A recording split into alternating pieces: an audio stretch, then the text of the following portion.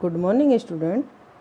हमने पहले जो पाठ 2 है आपका लल्ल दद्द वाला, इसके बाग के कवि परिचय और पाठ परिचय जाना। अब हम इस शब्द का अर्थ समझेंगे। बाग का मतलब क्या है? बाग का मतलब है बेटे वाणी या कथन। जैसे कोई कविता कवित्री द्वारा या कवि द्वारा लिखी जाती है, संतों के द्वारा जो लिखी जाती है, यानी जो संतों की वाणी होती है, वैसी भक्ति संबंधी जो काव्य शैली अपनाई जाती है उसे हम जो 4 लाइनों में होता है उसे हम गा सकते हैं। गेय हो यानी जो सुगेय हो रचना होती है उसे हम बाग कहते हैं। सबसे पहले अब इसका ये जानेंगे। रस्सी कच्चे धागे की खींच रही मैं नाव, जाने कब सुन मेरी पुकार, करें देव भवसागर पार। पानी टपके कच्चे सकोरे, व्यर्थ प्रयास हो रहे मेरे, जी में उठती रह रहे हूँ, घर जाने की चाह है घेरे। अब ये जो कविता है आपकी, यानी कि बाग जो हैं, इसको बाग ही बोलेंगे हम, कविता नहीं बोलेंगे। तो इसमें कवित्री कह रही हैं, कवित्री को यहाँ पर ईश्वर प्राप्ति के लिए जो उनके द्वारा किए जाने वाले जो प्रयास हैं उनके बारे में कवित्री कह रही है कि ये नश्वर संसार है और इन नश्वर साधनों के द्वारा मैं ईश्वर की प्राप्ति कर रही हूँ, वो संभव नहीं है। अतः साधक को क्या करना चाहिए? अतः उनको क्या करना चाहिए? ऐसे साधन अपनाने चाहिए यानी कि जो आडंबर रहित हो और वो ईश्वर की प्राप्ति में सहायक हो।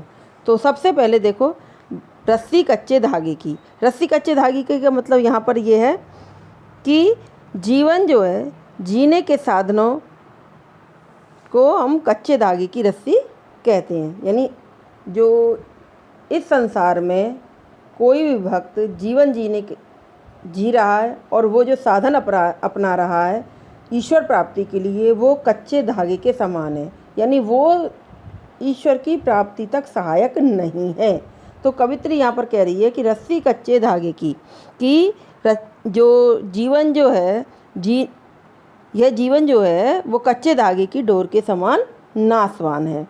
और खींच रही मैं नाव, जिसके सहारे मैं प्रभु भक्ति की नाव को खींच रही हूँ। प्रभु भक्ति की नाव से आशय यहाँ पर यह है कि प्रभु की भक्ति को प्राप्त करने के लिए जो मैं साधन अपना रही हूँ वो नाव कहा गया है उनको। और उनको मैं किससे खींच रही हूँ? कच्चे धागे की रस्सी से, यानी बिल्कुल ही पतली महीन धागे से खींच रही हूँ। और नाव भारी होती है, कच्चा धागा बहुत नाजुक होता है, तो नाव को जब हम कच्चे धागे से खींचेंगे बच्चों, तो क्या होगा? धागा टूट जाएगा। वैसा ही प्रयास जो है भक्ति मार्ग में कवित्री कर रही है कि जब ईश्वर की प्राप्ति के लिए जो जो साधन अपना रही है वो कच्चे धागे के समान हैं जो टूट जाते हैं। जाने कब सुन मेरी पुकार, करें देव भवसागर पार। यहाँ पर भवसागर का मतलब है संसार। जाने कब सुनेंगे वो मेरी पुकार को, यानी मेरी पुकार को वो जाने कब सुनेंगे। और ऐसी स्थिति में जो संसार है यानी भवरूपी सागर है, उसमें उसको पार करने की जो मेरी पुकार है वो पता नहीं ईश्वर कब सुनेगा।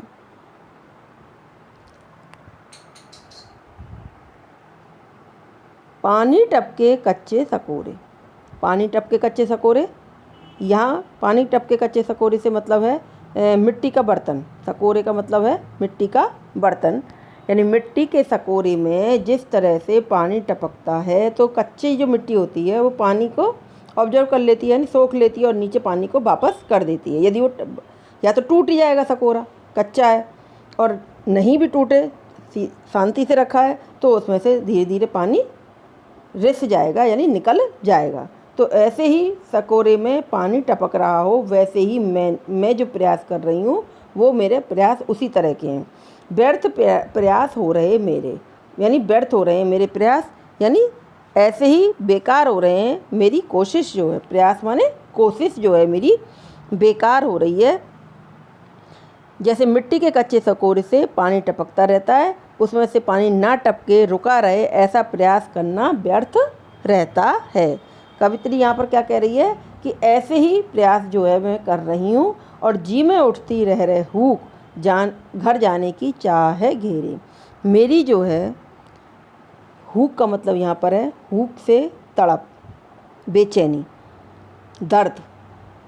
तो जी में यानी हृदय में, कवित्री के हृदय में बार बार हुक उठ रही है, तड़प उठ रही है, दर्द उठ रहा है ईश्वर को प्राप्ति के लिए कि घर जाने की चाह है घेरे। कि ईश्वर के घर जाने की जो चाह है उसकी, उसके लिए वो तड़प रही है। और जाने कब ईश्वर सुनेगा उसके, जब वह ईश्वर के पास चली जाएगी। यानी उसकी ईश्वर के पास जाने की जो इच्छा हो रही है, इस नश्वर संसार को छोड़कर उस ईश्वर की प्राप्ति में जो उसने साधन अपनाए हैं वो कच्चे धागे के समान हैं। फिर भी वो चाह रही है कि ईश्वर उसको अपने पास बुला ले, अपने घर बुला ले, जिससे इस नश्वर संसार से कवित्री का पीछा छूट जाए। यह अब आपका दूसरा, खा खा कर कुछ पाएगा नहीं, ना खाकर बनेगा अहंकारी। सम खा तभी होगा संभावी, खुलेगी सांकल बंद द्वार की। खा खाकर से यहाँ पर है व्यक्ति के बाह्य आडंबरों का विरोध करके अहंकार का त्याग करना। बाह्य आडंबर कौन कौन से होते हैं? बाह्य आडंबर का मतलब यहाँ पर यह है कि जो हम आडंबर भक्ति के मार्ग में अपनाते हैं, है ना, उनको त्याग करना, यानी उस अहंकार का त्याग करना।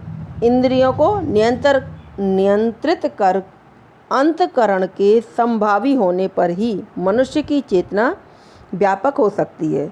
यानी हम इंद्रियों को बस में करें तो ही हम अपनी चेतना को जागृत कर सकते हैं। यानी हम मन की आवाज़ को सुन सकते हैं। इंद्रियों को बस में करना, मन को बस में करना और अपनी आत्मा की आवाज़ को, अपने शरीर को सुनाना, वो ये बहुत बड़ी बात है। तो हमारा मन जो है वो इधर उधर भटकता है और इन मन को, इंद्रियों को जब हम शांत चित्त होकर अपने बस में कर लेंगे तो ही हम ईश्वर की प्राप्ति तक पहुंच पाएंगे। तो मनुष्य को जो माया मोह है में कम से कम लिप्त रहना चाहिए, इसमें ईश्वर प्राप्ति का मार्ग हमें मिल जाएगा। तो यहाँ पर कवित्री कहना चाह रही है कि खा खा कर कुछ पाएगा नहीं। व्यक्ति जो है वासनाओं में लीन मत हो, मतलब ईश्वर प्राप्ति के जो मार्ग हैं उनमें ना खाकर बनेगा अहंकारी। ईश्वर प्राप्ति की यहाँ पर कवित्री कह रही है कि खा खा कर, अर्थात निरंतर विषय वासनाओं का उपभोग करने से कुछ हाथ नहीं लगेगा। खा खा कर का मतलब यहाँ पर निरंतर विषय वासनाओं का उपभोग करने से कुछ हाथ नहीं लगेगा। इंद्रियों का ही भरण पोषण करने पर ईश्वर भक्ति बाधित हो जाएगी। यानी हम इंद्रियों का ही भरण पोषण कर रहे हैं, हम इंद्रियों को ही इंद्रियों के बस में ही हो रहे हैं, तो हम क्या करेंगे? हमें ईश्वर प्राप्ति की बात तो छोड़ो, हम इस संसार में ही रह जाएंगे। यानी इसको खा लें, इसको कर लें, ये कर लें, वो कर लें, इस तरह की। तो विषय वासना का मतलब है यहाँ इस संसार में रमना और अपनी इच्छाओं की पूर्ति करना। तो खा खा कर कुछ पाएगा नहीं, निरंतर विषय वासनाओं का उपभोग करके कुछ भी हाथ नहीं लगेगा और इंद्रियों का ही भरण पोषण करने में ईश्वर भक्ति बाधित हो जाएगी। और फिर क्या कह रही है? ना खाकर बनेगा अहंकारी। और यदि विषय वासनाओं पर नियंत्रण रखने से और तप में जीवन जीने से मनुष्य अपने आप को महात्मा मानने लगता है, इसमें उसके मन में अहंकार जन्म ले लेता है कि यदि वो वास्तव में व्यक्ति जो है वो अपनी इंद्रियों को बस में कर लेता है तो उसके अंदर एक घमंड आ जाता है, अहंकार आ जाता है कि मैं जो है दुनिया का सबसे ऐसा व्यक्ति हूँ ताकतवर कि जो अपने मन पर काबू रखकर वही कर सकता हूँ जो मुझे चाहिए। तो ऐसी स्थिति में अहंकार आ जाएगा। तो कवित्री कह रही है कि विषय वासनाओं में भी लिप्त मत हो और अहंकार भी मत लाओ। सम खा तभी होगा संभावी। सम खा का मतलब यहाँ पर है कि जब मनुष्य भोग और त्याग के बीच रहकर मध्यम मार्ग अपनाएगा तब वह संभावी बनेगा, यानी समान भाव वाला। संभावी का मतलब है समानता की भावना रखने वाला। तो खुलेगी सांकल बंद द्वार की। तभी कवित्री कह रही है कि तभी ईश्वर की प्राप्ति के बंद द्वार खुल जाएंगे और परमात्मा का साक्षात्कार हो सकेगा। तो इस तरह से कवित्री यहाँ पर कहना चाह रही है कि इस संसार में रहकर विषय वासनाओं में ज़्यादा लिप्त ना होकर और मन में अहंकार ना लाकर भगवान को प्राप्ति करने के लिए जो हम मार्ग अपनाएंगे तभी हम ईश्वर तक पहुँच पाएंगे। तो तभी हमारी जो भगवान ने बंद कर रखी है सांकल वो खुल जाएगी, यानी प्रभु भक्ति हमें प्राप्त हो जाएगी, यानी वो प्रभु भक्ति के जो मार्ग है वो खुल जाएगा और परमात्मा का साक्षात्कार हमें हो सकेगा। ये आपका दूसरा वाक्य हो गया। तीसरा वाक्य है आपका, आई सीधी राह से गई न सीधी राह, सुसुम सेतु पर खड़ी थी बीत गया दिन आ, जेब टटोली कौड़ी ना पाई, माझी को दूं क्या उतराई। आई सीधी राह से गई न सीधी राह, सुसुम सेतु पर खड़ी थी बीत गया दिन आ। इस चीज़ को समझो। आई सीधी राह, राह माने रास्ता, सुसुम माने सुसुमना नाड़ी, और सेतु माने पुल। कौड़ी ना पाई यानी कुछ भी लाभ नहीं हुआ, और उतराई यानी नदी पार करने का भाड़ा। भाई नदी पार करने पर हमको किसी भी नाविक को कुछ देना पड़ता है। तो यहाँ पर कवित्री कह रही है कि मैं इस संसार में आई, है ना, और लेकिन इस संसार से सीधी राह पर चली नहीं मैं, कारण इस संसार में रम गई, इस संसार में अपने आप को रमा लिया, यानी अपने आप को उसमें एक तरह से अपने आप को इस संसार में ही मैं संसार में हो गई, यानी संसार में ही लिप्त हो गई। ठीक है। आई सीधी राह से, मैं सीधी सीधी राह आई थी लेकिन सीधी राह चली नहीं, गई न सीधी राह। संसार में परमात्मा की प्राप्ति के लिए सीधी राह से आई थी, परंतु वह जीवन में उस सीधी राह पर नहीं चल पाई। तो क्या किया उसने हठ योग का सहारा लेकर गलत राह का चयन कर लिया और जीवन भर सुषुम्ना नाड़ी को साधने का प्रयास करती रही। कुंडलियाँ जो जागरण के प्रयास में लगी रही, अपनी कुंडलियों को जागृत करने के प्रयास में लगी रही, और इसी में सारा जीवन बीत गया। जीवन यात्रा के अंत में जब उसने जेब टटोली तो उसे कुछ भी हासिल नहीं हुआ।